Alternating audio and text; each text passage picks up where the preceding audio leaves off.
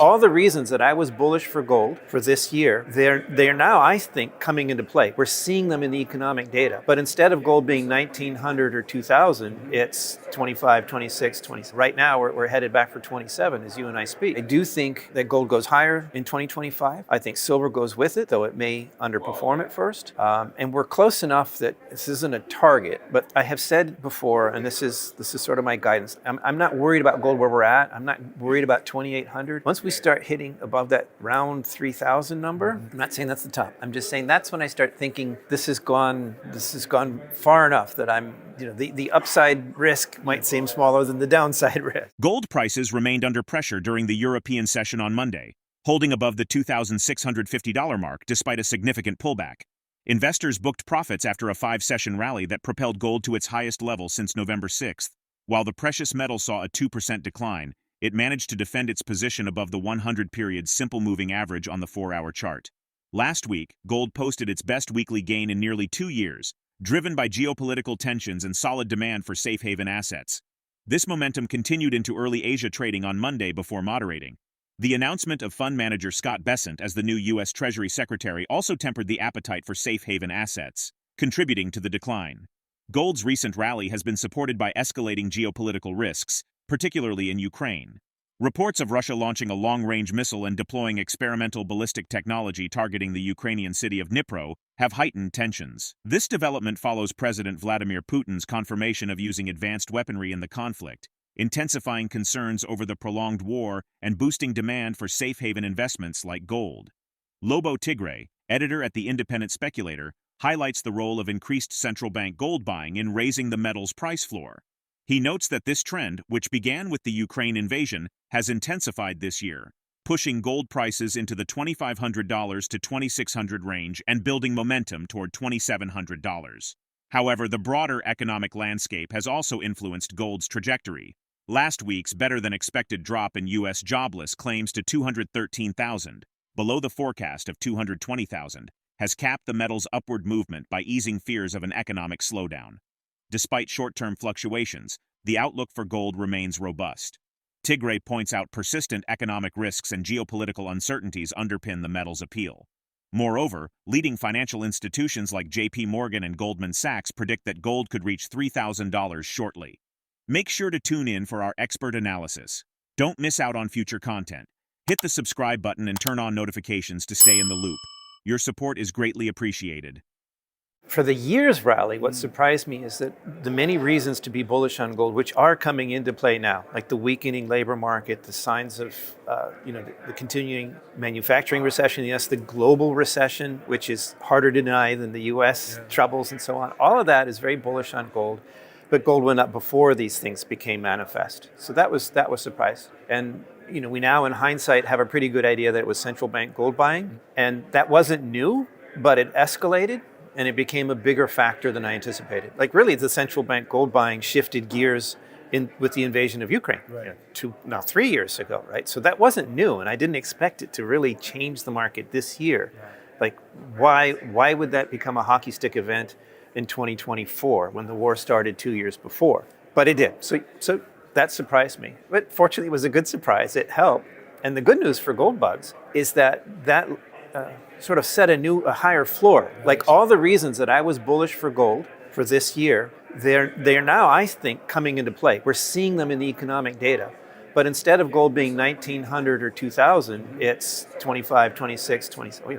Right now we're headed back for 27 as you and I speak. So, it makes me nervous. It's much more comfortable to be a gold bull when it's down. Oh, it's going to go up than it's near all-time highs. But for what it's worth, dear audience, I do think that all those things that made me bullish on gold, they're still on the table.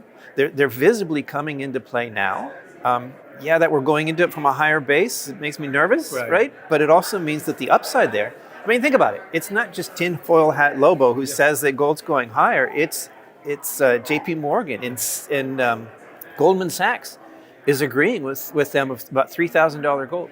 I just saw an article today, a very silly article about some AI predicts when gold will hit $3,000, which one AI was asked a certain question that gave this answer. It's like, but it's, oh, it must be a good prediction if AI predicted. It's just so silly. Yeah.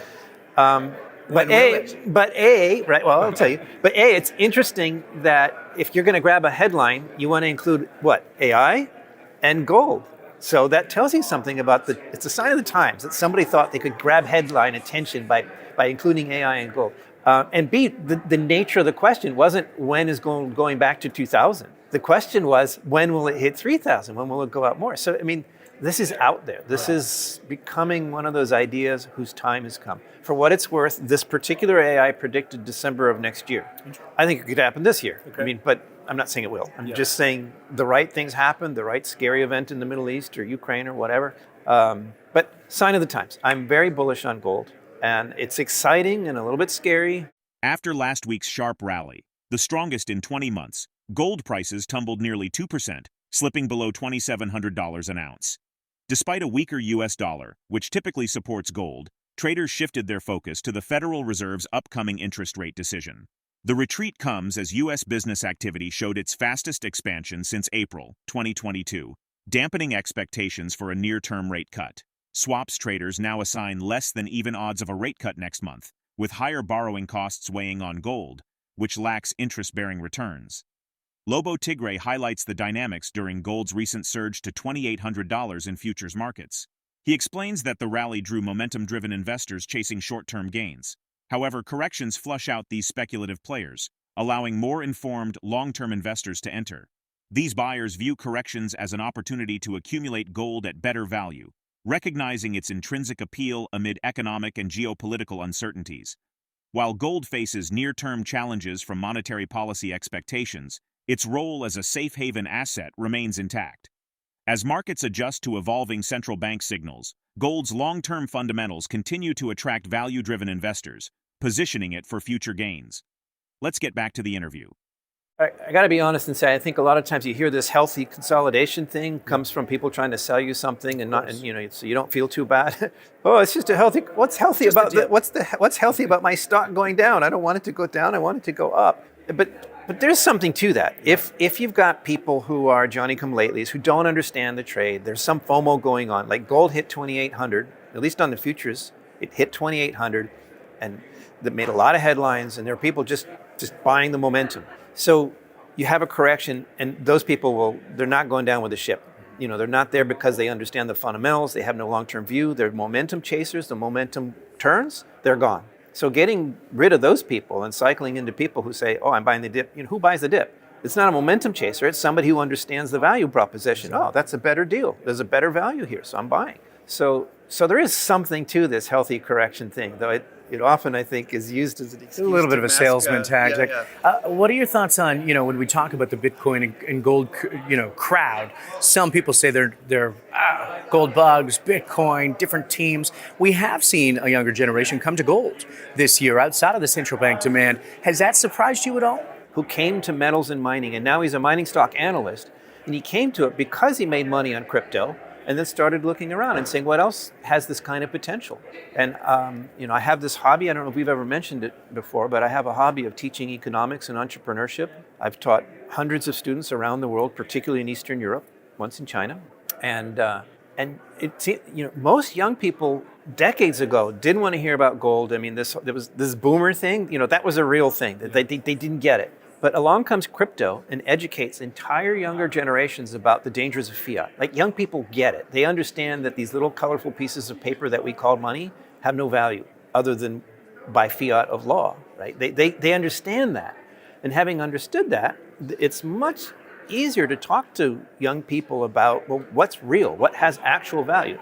And they may not see gold as money the way a gold bug like me would, but they understand that it's physical, it's real, it has properties, it can be used, and it's valuable.